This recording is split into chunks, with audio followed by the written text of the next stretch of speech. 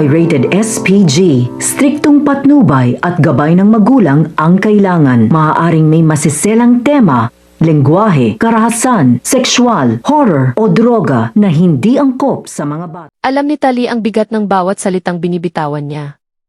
Alam niya bawat letra may kapalit. Ngunit pilit niyang itinatago. Ang takot na unti-unting kumakain sa kanyang loob. Sa harap ni Natalia malinaw ang kanyang mukha. Matatag. Walang bakas ng alinlangan. Pero sa likod nito, nag-aalab ang isang lihim. Isang katotohanang hindi niya kayang aminin ng buo. Alam ko ginagamit lang nila ako para makakuha ng impormasyon tungkol sa'yo. Mahina ang boses ni Tali. Pero matigas. May diin. May paninindigan. Hindi siya makatingin kay Natalia. Iniiwas niya ang kanyang mga mata. Parang doon niya itinatago ang kanyang konsensya. Ngunit kahit ganoon kailangan mo munang patunayan na nasa amin na ang loyalty mo. Ang mga salitang iyon, hindi lang tumama kay Natalia. Para itong patalim, na bumabaon, hindi lang sa kausap, kundi sa sarili niyang puso. Sa kabilang panig, si Rosel. Tahimik, walang imik, pero ang kanyang mga mata, punong-puno ng pagdududa at sakit. Hindi niya alam sino ang paniniwalaan. Sa bawat galaw ni Tali, may kakaibang tensyon. May kulang. May tinatago. May plano na hindi sinasabi. Dalhin mo si Rosel sa lugar kung saan pinatay ang tatay ni Tali. Ang utos, parang malamig na hangin, na biglang bumalot sa paligid. Hustisya. Iyon ang sinasabi nila. Pero anong klaseng hustisya? Kung ang kapalit ay panibagong dugo. Kahit anak siya ni Darius, kahit pamangkin ko siya, nagdududa pa rin ako sa kanya. Mahinang bulong ni Natalia sa sarili. Habang pinagmamasdan si Rosel. Tahimik inosente sa paningin. Sa dibdib ni Natalia, naglalaban ang dugo at katotohanan. Paano kung mali siya? Paano kung inosente ang batang ito? Pero wala na siyang oras. Wala nang puwang ang pagdududa. Si Tali, may sarili ring digmaan. Umarte ako na parang tinutulungan ko sila para mahuli kayo. Paliwanag niya kay Rosel. Guilt. Mabigat. Bawat salita. Parang may kasamang kasalanan. Tal, huwag kang mag-alala, hindi ka madadamay sa mangyayari kay Rosel. Isang pangako. Pero ang kanyang mga kamay, bahagyang nanginginig. Dahil alam niya, ang katotohanan, hindi ganoon kasimple. Sa isang madilim na sulok, hawak ni Tali ang isang maliit na aparato. Tahimik. Maliit. Pero may kakayahang pumatay. Basta siguraduhin mo tawagan mo ako bago mo siya iwan doon. Oras na dumating si Rosel, i-activate mo lang ito. At pagkatapos, tatakbo ang segundo hanggang sumabog ang bomba. Bomba. Ang salitang iyon, umalingaw sa kanyang isipan. Parang kulog. Na hindi mapigil. Sigurado ka na ba sa gagawin mo? Tanong sa kanya. Isang huling pagkakataon para umatras. Pero ang sagot niya, wala na pong atrasan. Determinasyon. Halos sa desperasyon. Samantala, sa kabilang lugar, naghihintay sina Novia at Melania. Tahimik pero balisa. Darating kaya talaga si Natalia at si Rosel? Tanong ni Melania habang pinipisil ang kanyang mga kamay. Huwag kang mag-alala, hindi papalpak si Tali. Sagot ni Novia. Ngunit ang kanyang mga mata, hindi mapakali. Kung sakaling hindi sila dumating, may backup plan naman tayo. Isang maikling katahimikan. At kahit anong mangyari, tuloy pa rin ang paghihiganti natin. Biglang, may balita. Parating na ata sila. Huminto ang hangin. Lahat na patingin. Ito na. Ang sandaling matagal nilang hinintay. Sa isang masiglang lugar. May selebrasyon. Masaya. Maingay. Makulay. Thank you so much for coming. Sigaw ng host habang ipinapakilala ang bagong flower farm. Ngunit sa gitna ng saya, may mga pusong hindi mapakali. Si Rosel naroon. Umiti siya.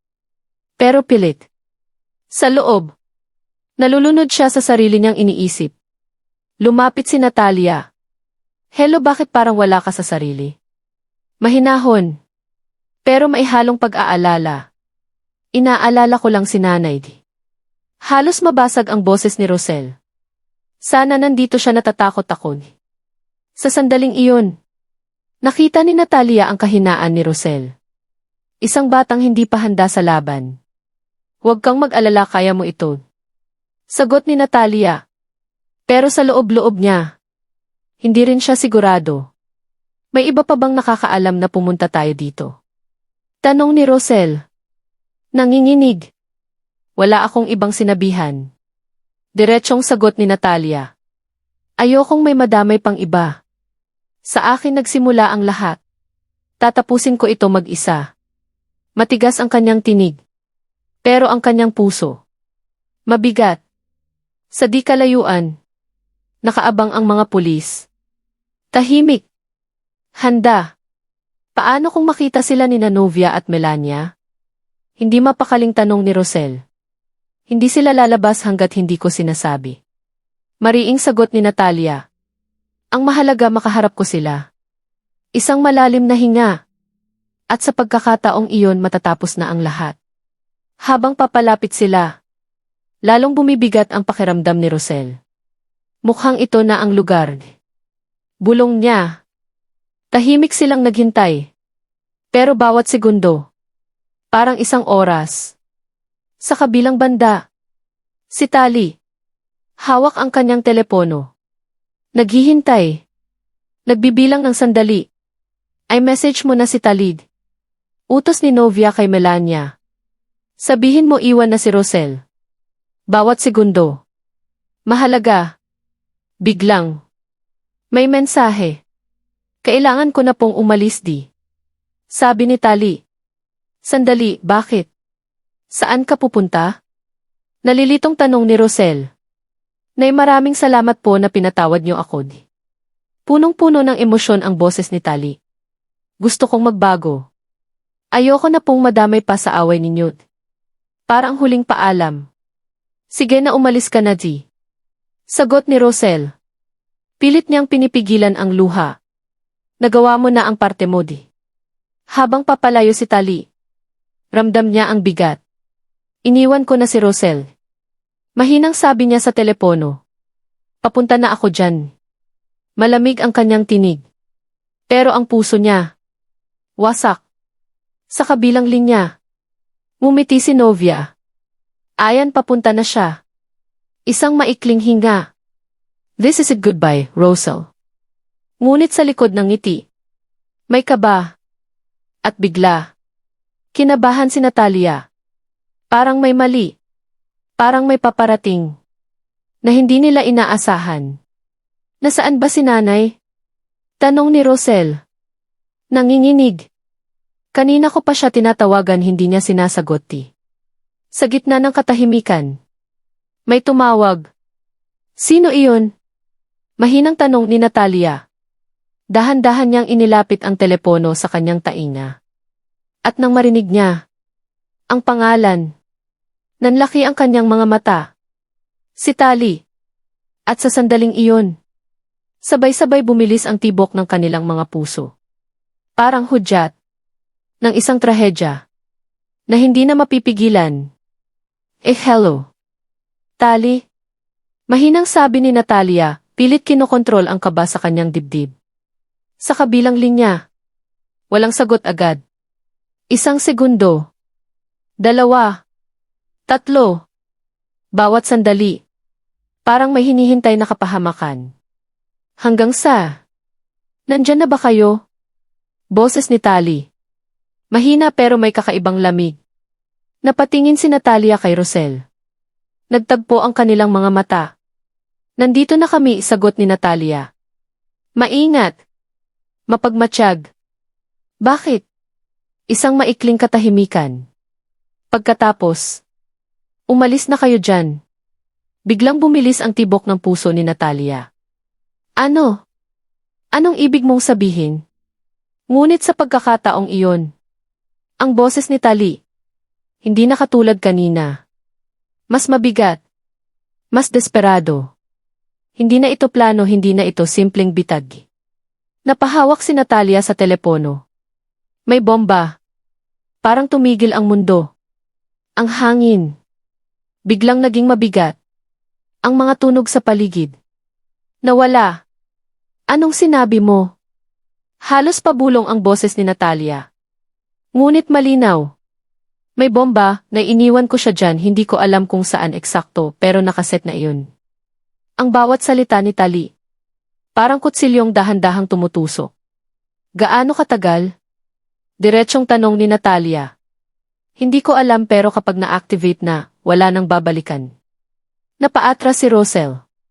Ano-anong nangyayari? Nanginginig ang kanyang boses. Tumingin sa kanya si Natalia. Ngayon, wala nang pagtatago. May bomba rito. Parang gumuho ang mundo ni Rosel. Ano? Napatingin siya sa paligid. Biglang naging ibang lugar ang dati tahimik na espasyo. Bawat sulok. Posibleng kamatayan. Nasaan ito? Sigaw ni Natalia sa telepono. Hindi ko alam, sagot ni Tali, halos umiiyak na. Pero sinabi nila kapag iniwan ko na si Rosel, tatawag sila at i-activate nila. Biglang naputol ang linya.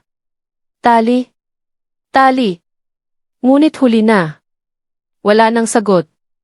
Sandaling katahimikan. Pagkatapos, alis na tayo ngayon na. Hinawakan ni Natalia ang kamay ni Rosel. Ngunit si Rosel, hindi gumagalaw. Paano kung may ibang madamay? Napapikit si Natalia. Isang mabigat na desisyon. Isang segundo. Na parang isang buhay. May mga pulis di.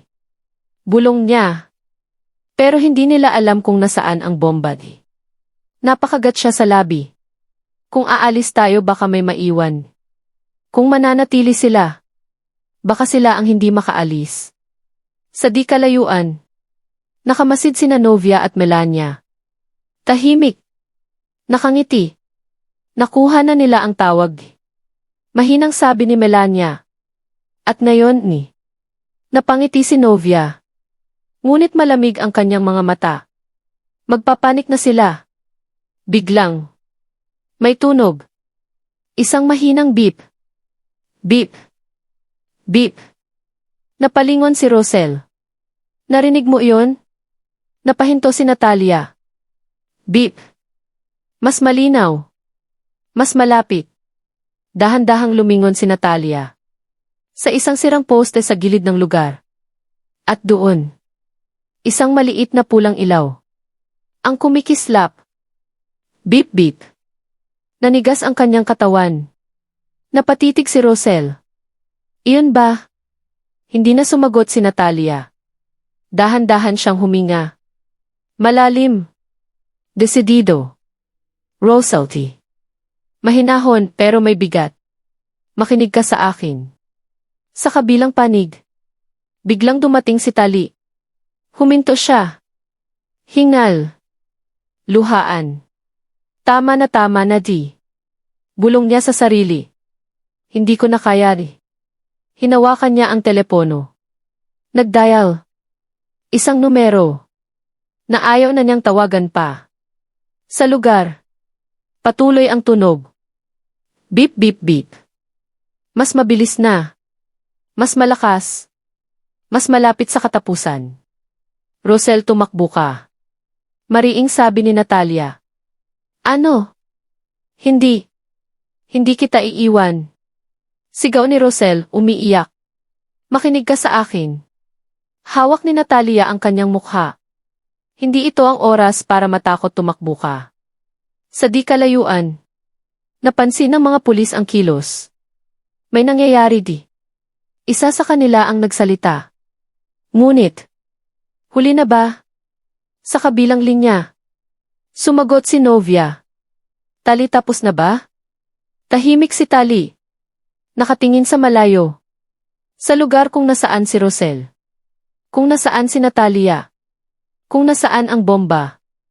Patawarin mo ako, Lee. Bulong niya. At pinindot niya ang isang baton. Sa lugar, biglang tumigil ang tunog. Beep. Beep. B. Isang segundo ng ganap na katahimikan.